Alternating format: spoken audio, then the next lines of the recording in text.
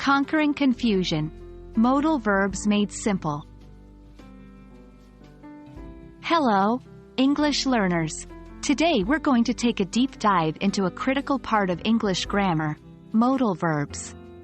Specifically, we're going to tackle the issue of confusing similar modal verbs. These little words can cause big headaches, but by the end of this video, you'll have a clear understanding of how to use them correctly. Modal verbs are helper verbs that express necessity, possibility, permission, or ability. The most common modal verbs are can, could, may, might, shall, should, will, would, must, and ought to. Although they might seem simple, they can be tricky because their meanings can change depending on the context. One of the biggest challenges with modal verbs is distinguishing between similar ones. For example, 1. Can versus could. Can generally talks about ability or permission in the present, while could refers to a past ability or a polite request in the present. 2. Will versus would. Will is used for future certainty or decisions made at the moment of speaking, whereas would is used for hypothetical situations, politeness, and past habits. 3. May versus might.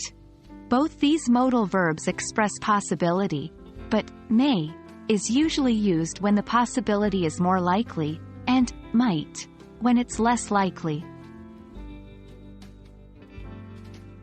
To get a better grip on confusing modal verbs, here are some tips. 1. Context is key. Always pay attention to the context. Modal verbs often change their meanings based on the situation, so it's important to understand the overall message. 2. Practice, practice, practice. Use modal verbs as much as you can in your conversations and writings. The more you use them, the more natural they will feel. 3. Don't stress over subtle differences. While there are slight differences between may and might, or can and could in everyday spoken English, they're often used interchangeably. The precise choice of modal verbs is more crucial in formal writing. And that's a wrap for today's lesson on confusing similar modal verbs. Remember, English is a language full of exceptions and nuances, so don't worry if you don't get everything perfect right away.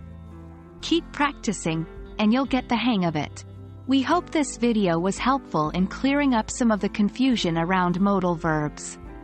Stay tuned for more English learning content, and keep up the great work on your language learning journey.